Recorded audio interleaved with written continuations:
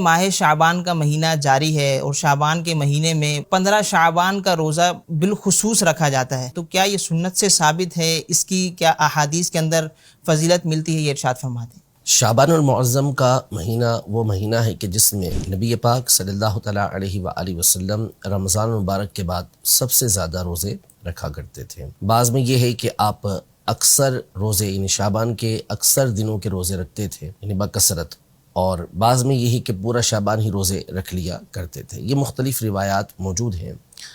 تو یوں شعبان المعظم کے مہینے کے اندر جو روزہ رکھنا ہے یہ تو احادیث صحیحہ سے ثابت ہے، نبی پاک صلی اللہ علیہ وسلم کا عمل اس میں ثابت ہے۔ اب رہا خاص 15 شعبان المعظم کا روزہ رکھنا، تو اس حوالے سے بھی ایک حدیث مبارکہ جو سنن ابن ماجہ کے اندر موجود ہے، اور اس میں باقاعدہ نبی پاک صلی اللہ تعالیٰ علیہ وآلہ وسلم نے 15 شعبان المعظم کے حوالے سے یہ ارشاد فرمایا کہ جب 15 شعبان کی رات آئے، جس کو ہم شب براءت کہتے ہیں، تو اس رات کے بارے میں فرمایا کہ قوموا لیلہا، اس کی رات کو قیام کرو، یعنی رات عبادت کرو، اور صوموا نہارہا، اور اس کے دن میں روزہ رکھو۔ تو خاص اس دن کے حوالے سے نبی پاک صلی اللہ علیہ وسلم نے روزہ رکھنے کا حکم ارشاد فرمایا۔ اگرچہ کہ سند کے اعتبار سے اس حدیث پر کلام کیا گیا ہے، ایسے ضعیف کہا گیا ہے، لیکن جس طرح اصول محدثین کی روشنی میں اس حدیث کو ضعیف قرار دیا گیا ہے، یوں ہی محدثین کے اصول کی روشنی میں یہ بات بھی بالکل واضح ہے کہ فضائل اعمال کے اندر جہاں پر کسی عمل کی فضیلت آئی ہو، ترغیب دی گئی ہو،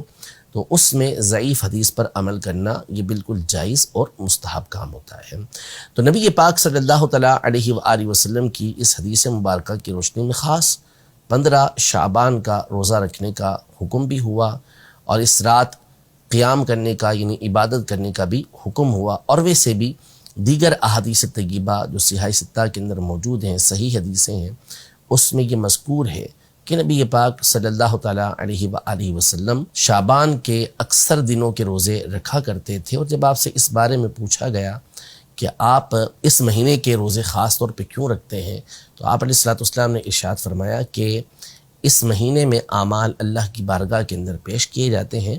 اور میں چاہتا ہوں کہ جب میرا عمل اللہ کی بارگاہ میں پیش ہو تو میں روزے سے ہوں۔ تو ظاہر ہے کہ 15 شعبان تو بالخصوص وہ رات ہے جس کے بارے میں اقوال موجود ہیں کہ اس رات اللہ پاک کی بارگاہ میں اعمال پیش کیے جاتے ہیں، تو کیوں نہ یہ رات اللہ پاک کی عبادت میں گزاری جائے اور اس کا دن روزہ رکھتے ہوئے گزارا جائے۔